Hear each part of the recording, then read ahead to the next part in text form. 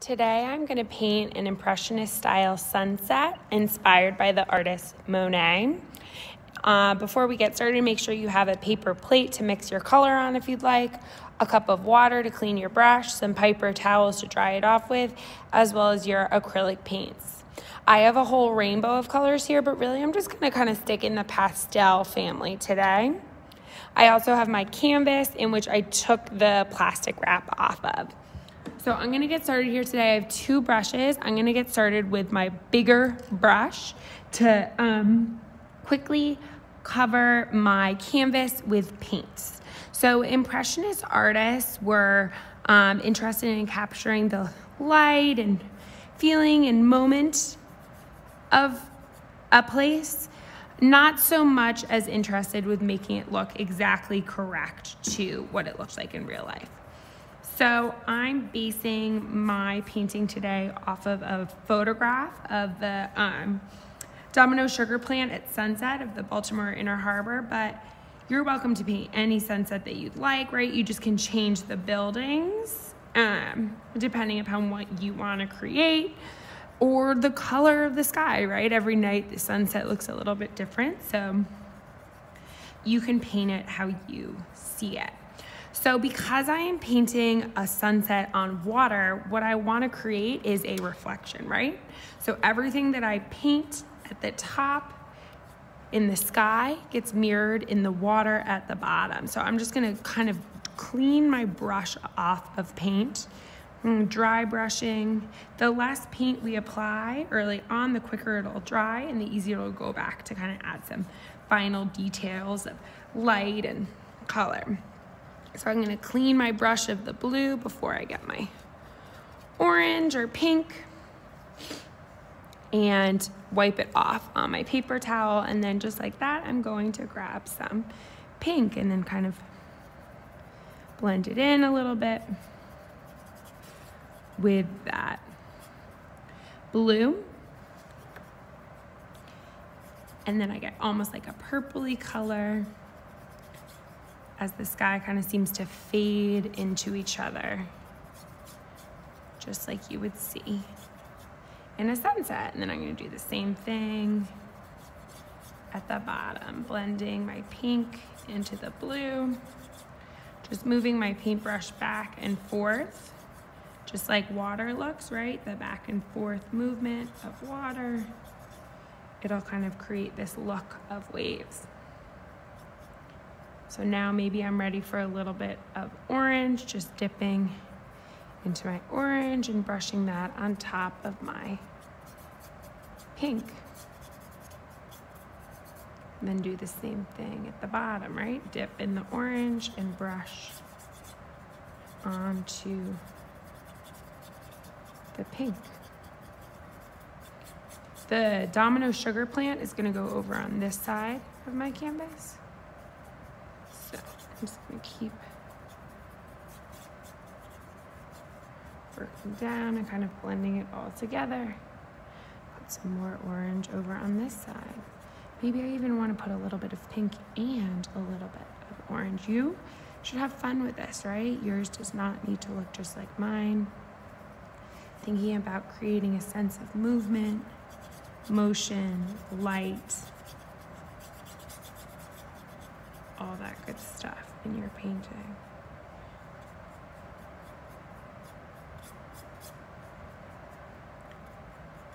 Now I'm going to get a little bit of yellow to put that.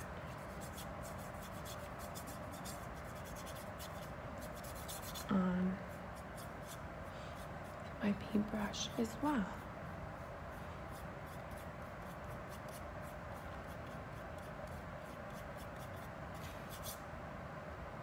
We're going to go back over this again, so don't worry too much. Just think about creating your mirror, right?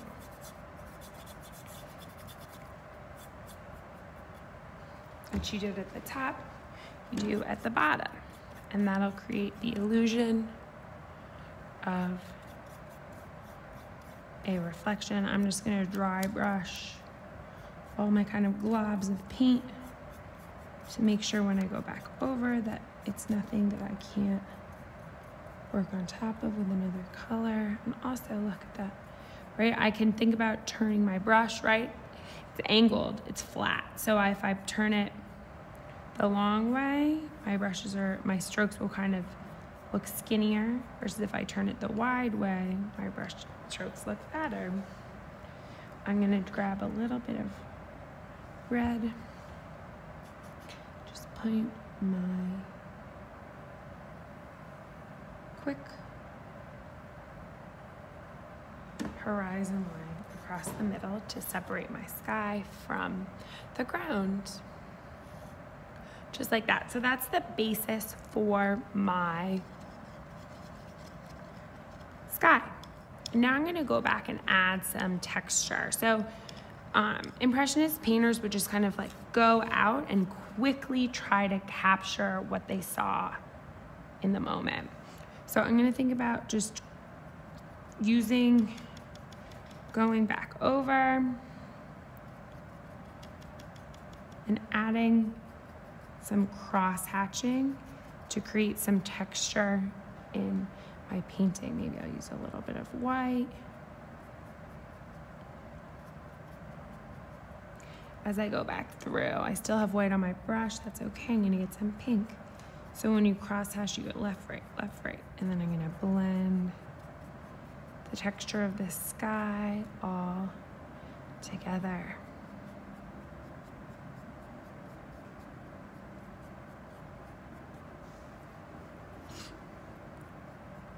I have some blue on my brush, so I want to clean it off because blue and orange are complementary colors. That means that they're opposite to each other on the color wheel.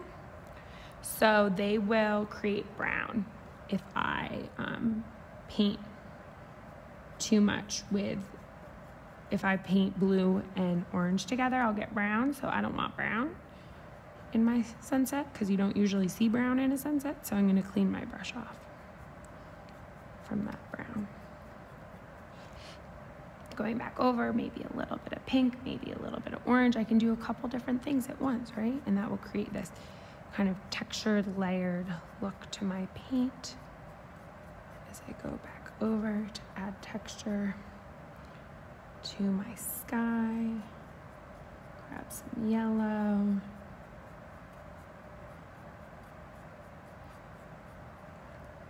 Keep going over.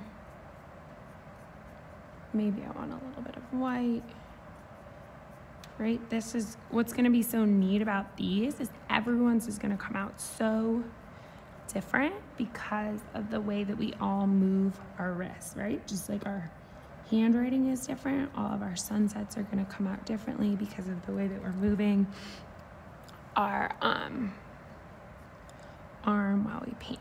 So there we go.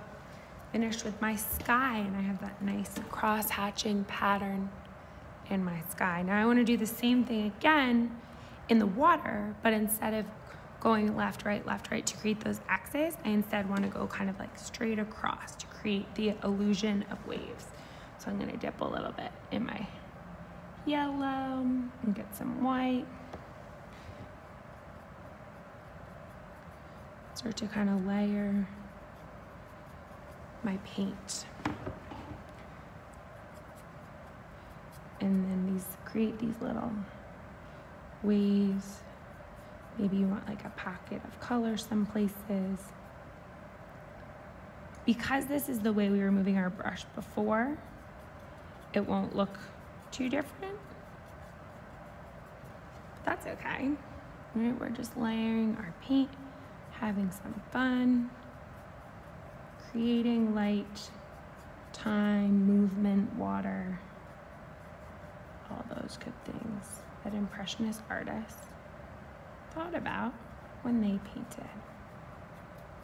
Just going back and forth with my paintbrush, getting a little more paint, but at the same time, I don't want to put too much on so that when I go back over my shadow, it doesn't get too smudgy, but it's okay if it gets a little smudgy. What you want to think about too is if you're worried about your the lighter you apply the paints, the less the paint underneath will move around. So if you're concerned that it's all moving around too much, you can go a little bit lighter. So then again, just like I did in my sky, I think I have some orange on my brush, so I'm gonna clean it off a little bit, dry it before I get any.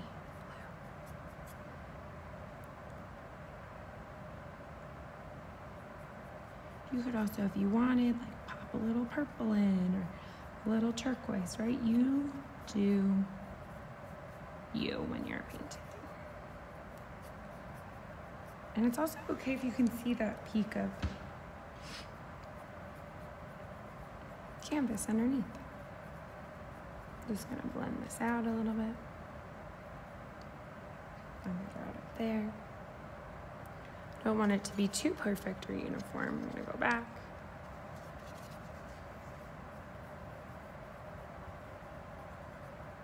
A little bit of water, and then it'll all kind of mix around so it doesn't look there's too many. All right, so there we go. I've got my sky and my water. Now I'm ready to think about my buildings. So the Domino sugar building is kind of almost looks like steps going up, and then it has smokestacks on the top with some hazy smoke all the way on the top. I'm gonna put down my bigger brush and pick up my smaller brush to paint the Domino sugar. So I'm just gonna paint a straight line down. And like I said, the more gently you apply the paint, the less the paint underneath will move around. So you can just gently get some more paint. And I'm just building steps. I'm painting from my imagination now, right? The Impressionists were all about creating something that was about like movement and time and moment. It does not need to be perfect to reality. So I got a lot of the underpaint on my brush. I'm going to clean that off, make it nice and dry, go back over.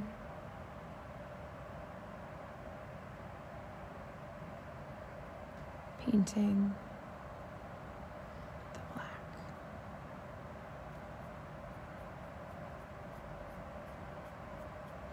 And it's kind of starting to gray out on me because I have the underpaint.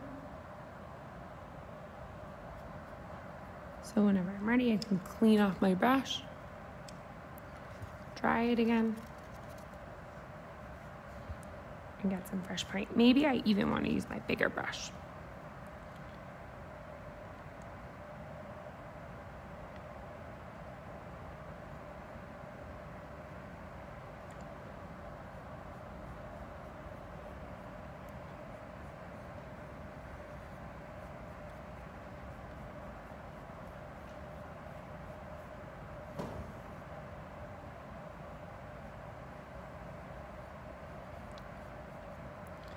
There's the basis for my building, and now I'm gonna go back over. You can also, if you have time, you could think about maybe you wanna detail this out later, right? Once your painting is dried, you can always go back over if you're looking for a darker dark. I don't mind that there's kind of these elements of the light shining through. It almost kind of reminds me of the windows that you see, right? So if I wanted to, I could think about gridding it out, dragging my brush through my paint to like make it look intentional, right? Make it look like give it some texture like the side of the building has. All right, now I'm gonna go add some more to the top.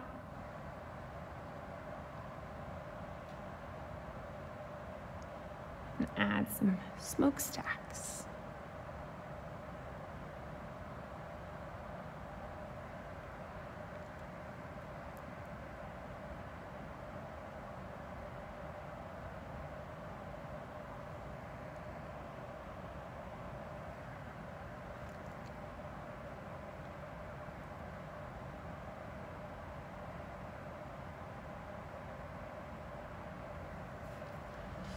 Now, I'm gonna let that dry for a second as I paint the reflection. So for the reflection, I want the water to kind of shine through. So I'm gonna take my brush and dip it in some water, kind of frame out the building, but it's okay if you can see the water shining through, right? The reflection is not as dark as the building itself. So I'm just gonna kind of brush back and forth, following the lines of the water. Some more water. It's my smokestack. Oops.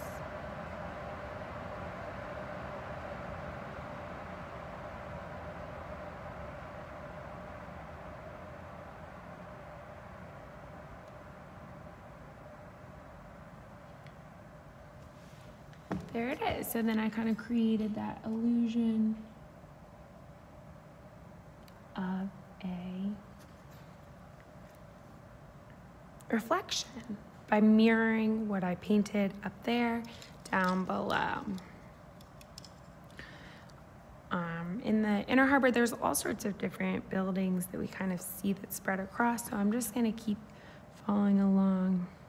Paint a little gentle black line for my horizon line and kind of like shadowing it underneath. And then over here, I'm going to paint some cranes.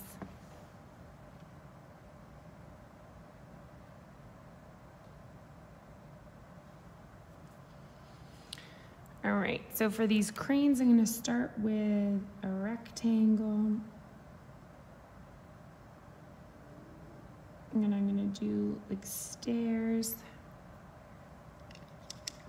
And to create the illusion that they're fading into the distance, I'll make each one a little bit bigger than the one behind it.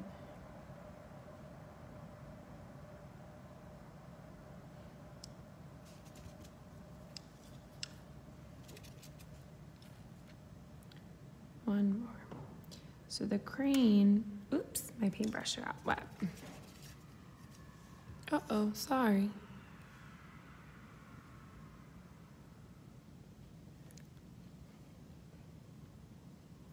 The crane almost is shaped like a triangle. So let's see. What I'm gonna do, clean my brush, and get some fresh paint on and just draw some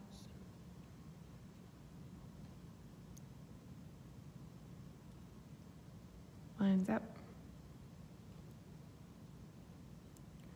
for the crane.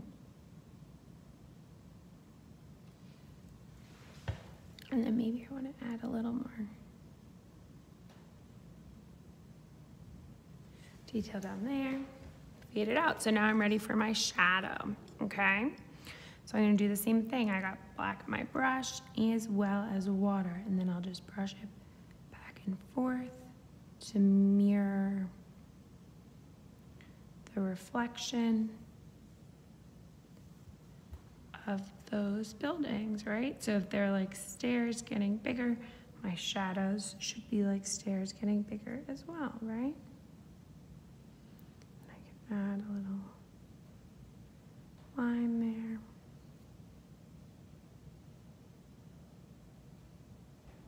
My shadow. You can go back and add any type of other, like additional kind of shadowing. If you like the gap, leave the gap. If you want to fill it in, fill it in. It's up to you.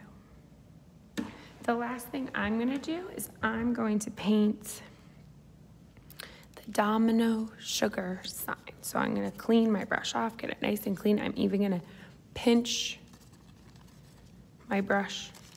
So I've got a tip, okay? With my tip, I'm gonna dip in my red. I'm gonna build a rectangle.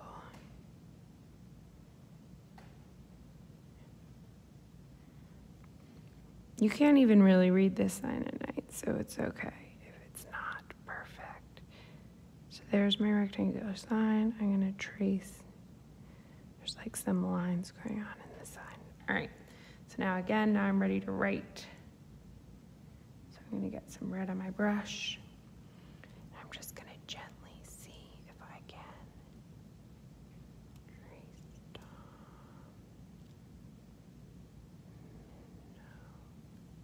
Can't even really see it, but the faint red sign is there. The last thing I need to do is go back and sign my name. Okay, so I'm gonna get some paint on my brush. I can choose whatever color I want. I'm gonna sign in red. At the very bottom, I'm gonna gently write my name on my canvas.